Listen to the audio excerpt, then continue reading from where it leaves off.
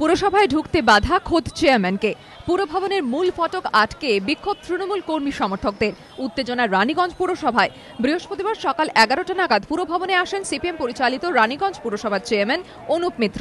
তখনই চেয়ারম্যানকে ঘিরে বিক্ষোভ দেখাতে শুরু করেন তৃণমূল কর্মী সমর্থকরা। তাঁদের অভিযোগ, 10ই এপ্রিল কোনো রকম আগাম ঘোষণা ছাড়াই পুরসভা বন্ধ রাখা হয়। এর জেরে সমস্যায় পড়েন অসংখ্য মানুষ।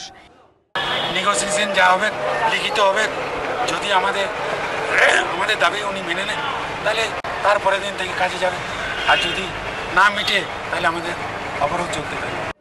যদিও পুরো চেয়ারম্যানের পাল্টা অভিযোগ, দিল্লিতে অমিত মিত্র নিগ্রহের দিন তাকে হেনস্থা করেন তৃণমূল কর্মী সমর্থকরা। জখম অবস্থায় হাসপাতালে ভর্তি হন তিনি। ফলে পরের দিন অর্থাৎ 10 তারিখ পুরসভায় কি হয়েছে তা জানা নেই বলে দাবি সিপিএম পরিচালিত এই পুরসভার চেয়ারম্যানের। 10 তারিখে আমি হসপিটালে ছিলাম, এটা জেনে রাখতে হবে। 9 তারিখে আমি মার খেয়েছি, 10 তারিখে আমি হসপিটালে আছি। আমি কি করে জানবো পৌরসভা বন্ধ আছে না খোলা আছে? যদিও চেয়ারম্যানের দাবি মানতে নারাজ তৃণমূলের কর্মী সমর্থকরা, তারা বিক্ষোভ চালিয়ে যান। তৃণমূলের তরফে জানিয়ে দেওয়া হয়, এই বিষয়ে তাদের সঙ্গে আলোচনা না করা পর্যন্ত তারা চেয়ারম্যানকে পুরভবনে ঢুকতে দেবেন না। চেয়ারম্যান অনুপ মিত্রর অভিযোগ, পুলিশের সামনে গোটা ঘটনা ঘটলেও পুলিশ সক্রিয় কোনো ভূমিকায় নেয়নি। বিক্ষোভের মুখে বিকেল 3টে নাগাদ বাড়ি ফিরে যান চেয়ারম্যান। সূত্রের খবর, শুক্রবার রানীগঞ্জ থানায় ওসির উপস্থিতিতে দুপক্ষের মধ্যে বৈঠক হতে পারে।